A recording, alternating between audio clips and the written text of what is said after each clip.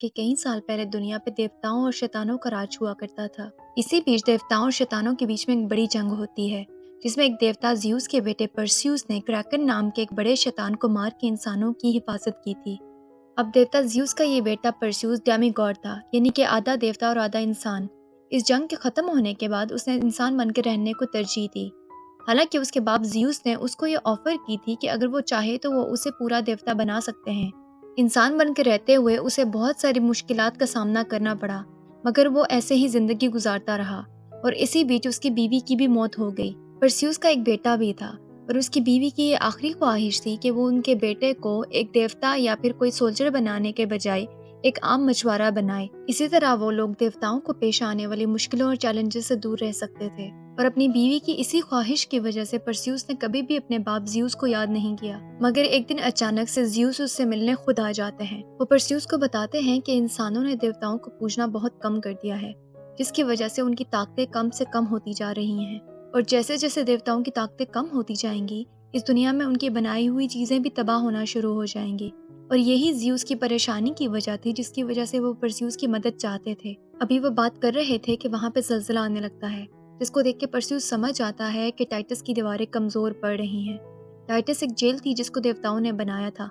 उस जेल में बहुत सारे खतरनाक शैतान कैद थे।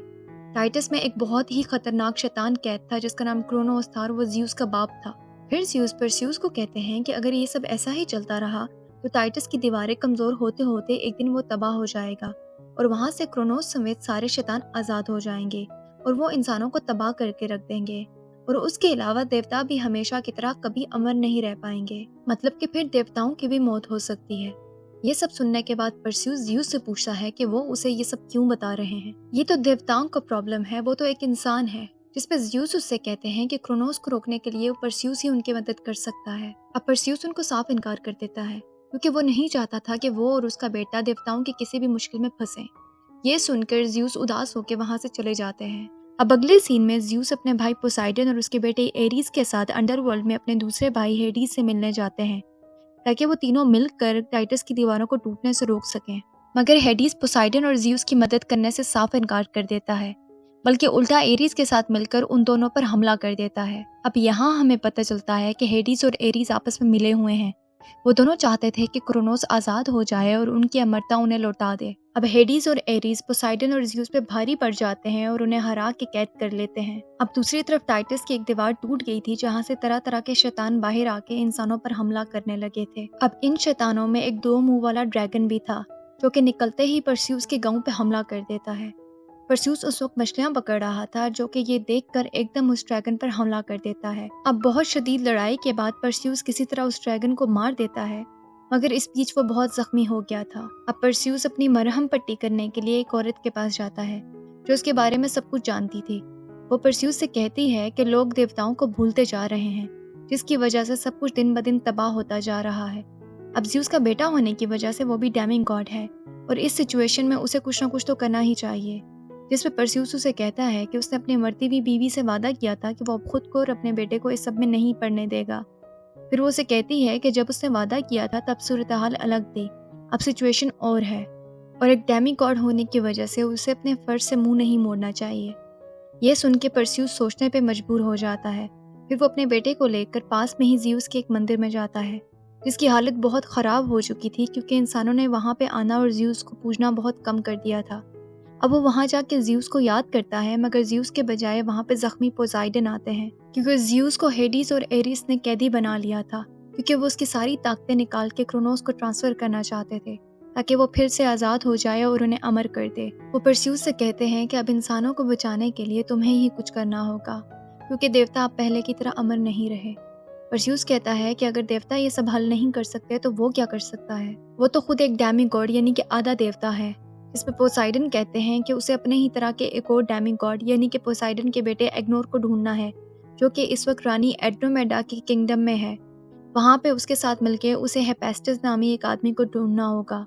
यह हेपेस्टस ही था जिसने टाइटस का नक्शा बनाया था, और वो ही वहाँ पे एक सीक्रेट रास्ते को जानता है, जिससे अंदर जाके वो ना सिर्फ क्रोनोस को बाहर निकलने से रोक सकता है, बल्कि ज्यूस को भी बचा लेगा। फिर वो परस्यूस को अपना टाइटन यानी हथियार पकड़ाकर मट्टी हो जाते हैं, यानी उनकी मौत हो जाती है। फिर ज़्यूस वहाँ से सीधा रानी एंड्रोमेडा के किंगडम में पहुँच जाता है, जो उसको पहले से जानती थी क्योंकि उसने उनकी जान क्रैकन से बचाई थी। इसी वजह से रानी एंड्रोमेडा उसकी बात का यकीन कर लेती हैं। अब पोसाइडन का बेटा इग्नोर, जो कि वहाँ पे कैदी बना हुआ था, परस्यूस उससे मिलता है और उसे बताता है कि उसे पोसाइडन ने उसके पास भेजा है। ये सुनकर इग्नोर उसको वहाँ से जाने को बोलता है, मगर पोसाइडन की मौत की खबर सुनकर इग्नोर मान जाता है कि वो परस्यूस को लेकर हेफेस्टस के पास जाएगा। फिर रानी एंड्रोमेडा, परस्यूस और इग्नोर कुछ सिपाहियों के साथ हेफेस्टस को ढूंढने निकल पड़ते हैं। हेफेस्टस एक अनजान आइलैंड पे रहता था।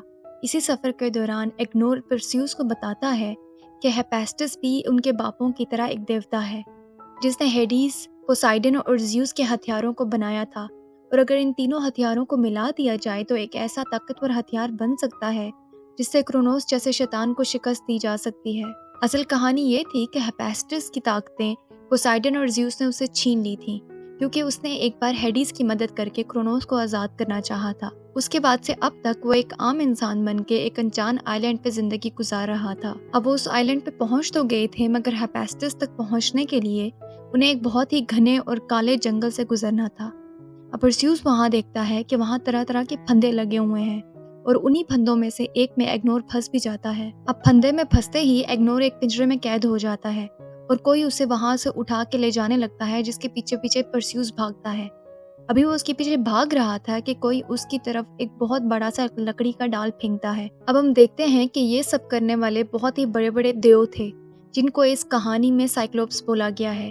ये साइक्लोप्स इतने बड़े थे कि इंसानों को किसी भी मच्छर की तरह मसल सकते थे। इस सब के बावजूद परस्यूस नहीं घबराता और उस साइक्लोप्स से लड़ने लगता है और किसी तरह उसको गिरा ही देता है। अब वो उसके सीने पर चढ़ के पोसाइडन के दिए हुए टाइटन से उसे मारने लगता है, जब वहाँ पे दो और साइक्लोप्स आ जाते हैं। अब परस्यूस के हाथ में पोसाइडन का टाइटन देखकर वो साइक्लोप्स उसके आगे झुक जाते हैं और इग्नोर को आज़ाद करके उन्हें हेफेस्टस के पास पहुंचा देते हैं। अब हेफेस्टस के पास पहुंच के परस्यूस उसको सारी सूरत हाल बताता है, जिसे सुनकर हेफेस्टस बहुत ही डर जाता है। वो उसे कहता है कि अगर क्रोनोस आज़ाद हो गया तो पूरी दुनिया तबाह हो जाएगी। मगर परस्यूस बोलता है कि आपने पहले भी तीनों देवताओं के हथियार बनाए थे, जिसे मिलाकर क्रोनोस को हराया गया था। आप चाहें तो दोबारा भी ऐसा हो सकता है। मगर हेफेस्टस इनकार कर देता है और बोलता है कि अब तो वो एक आम इंसान है और उसकी ताकतें भी उसके पास नहीं हैं, वो क्या ही कर लेगा। जिसको सुनकर रानी एंड्रोमेडा उससे कहती है कि अगर एक आम इंसान भी चाहे तो बहुत कुछ कर सकता है। जिसको सुनकर हेफेस्टस उनकी मदद करने को राजी हो जाता है। अब क्योंकि हेफेस्टस ने ही टाइटस का नक्शा और अंदर का कैद खाना बनाया था, तो उसको उस सीक्रेट रास्ते का पता था जो कि कैद खाने की तरफ जाता था, जहाँ से उसने पहले भी क्रोनोस को शिकस्त दी थी। फिर हेफेस्टस कहता है कि हेडीज और एरीज ने ज़रूर ज़्यूस को टाइटस के बीचों बीच कैद किया होगा, ताकि क्रोनोस उसकी सारी ताकतें आराम से अपने अंदर ट्रांसफ़र कर ले, जो कि बिल्कुल सही बात थी। अब वो एक भूल भुलैया के रास्ते से होते हुए टाइटस की तरफ जा रहे थे कि वहाँ पे एरीज आ जाता है। क्योंकि उनके साथ रानी एंड्रोमेडा के कुछ सिपाही भी थे, तो उनमें से किसी ने जंग के देवता से जीतने की दुआ की। अब क्योंकि एरीज जंग का देवता था, तो वो वहाँ पे आके उनसे लड़ने लगता है। अब परस्यूस समेत कोई भी एरीज के आगे टिक नहीं पाता। अभी ये लड़ाई चल रही थी कि इसी दौरान हेफेस्टस ने वो सीक्रेट रास्ता ढूंढ लिया था, और वो उस दरवाजे को खोल के रानी एंड्रोमेडा, इग्नोर और परस्यूस को उसके अंदर भेज देता है। मगर इसी बीच एरीज ने आके हेफेस्टस की जान ले ली। अब वो अंदर तो चले गए थे, मगर क्योंकि हेफेस्टस उनके साथ नहीं था, इसलिए उन्हें अंदर के रास्ते के बारे में कुछ मालूम नहीं होता। फिर वो एक नक्शे के सहारे ज़्यूस को ढूंढने की कोशिश करने लगते हैं। इसी बीच वहाँ पे एक बहुत ही खतरनाक सा क्रिएचर आके उन पे हमला कर देता है। फिर शदीद लड़ाई के बाद परस्यूस उसको मारने में कामयाब हो जाता है। दूसरी तरफ ज़्यूस हेडीज को कहता है कि उसने इस सब के लिए उसको माफ़ कर दिया, और वो भी उसे माफ़ कर दे, क्योंकि ज़्यूस ने ही हेडीज को अंडरवर्ल्ड में कैद किया था। जिसको सुन के हेडीज बहुत ही इमोशनल हो जाता है और उसे माफ़ कर देता है, और फिर वो उसे कहता है कि वो उसे वहाँ से आज़ाद करवाएगा। अब वो ज़्यूस को आज़ाद करने ही वाला था कि वहाँ एरीज आके उस पर हमला कर देता है। अब वो हेडीज को ज़्यूस के हथियार से मारने लगा था कि ज़्यूस अपने हथियार को बंद कर देता है।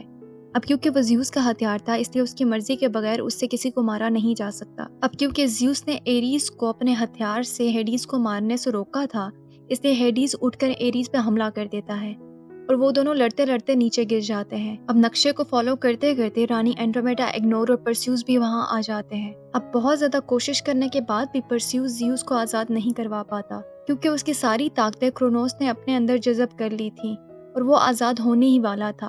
अब परस्यूस की मदद करने के लिए वहाँ हेडीज भी आ जाता है। अभी ये सब चल रहा था कि एरीज पीछे से हमला कर देता है और एक बार फिर से परस्यूज और एरीज के बीच में जंग शुरू हो जाती है। और पहले ही की तरह परस्यूज एरीज के सामने बिल्कुल भी नहीं टिक पाता, मगर उसकी मदद करने के लिए हेडीज भी आ जाता है। अभी ये लड़ाई चल रही थी कि क्रोनोस आज़ाद हो जाता है, जिसको देख के परस्यूज ज़्यूस और अपने बाकी साथियों को लेकर वहां से भागने की कोशिश करता है। अब इस लड़ाई के बीच में एरीज ने परस्यूस से पोसाइडन का टाइटन छीन लिया था और इसी टाइटन से वो ज़्यूस पे पीछे से हमला करता है, जिसकी वजह से ज़्यूस शदीद जख्मी हो जाता है।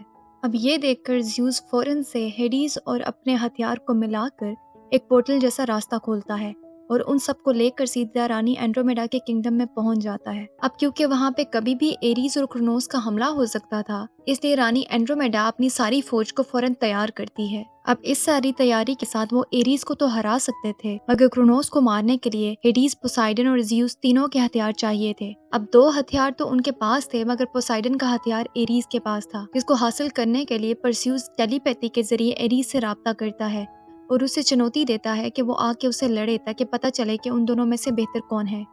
फिर वो वहाँ पास में ज़्यूस के एक मंदिर में चला जाता है, जहाँ पे थोड़ी देर में एरीज भी आ जाता है और फिर उनकी आपस में शदीद लड़ाई शुरू हो जाती है। अब दूसरी तरफ रानी एंड्रोमेडा अपनी पूरी फौज और एग्नोर के साथ मिलकर उन सारे शैतानों का मुकाबला कर रही होती है जो टाइटस से क्रोनोस के साथ आज़ाद हुए थे। उसी बीच वहाँ पे क्रोनोस भी आ जाता है।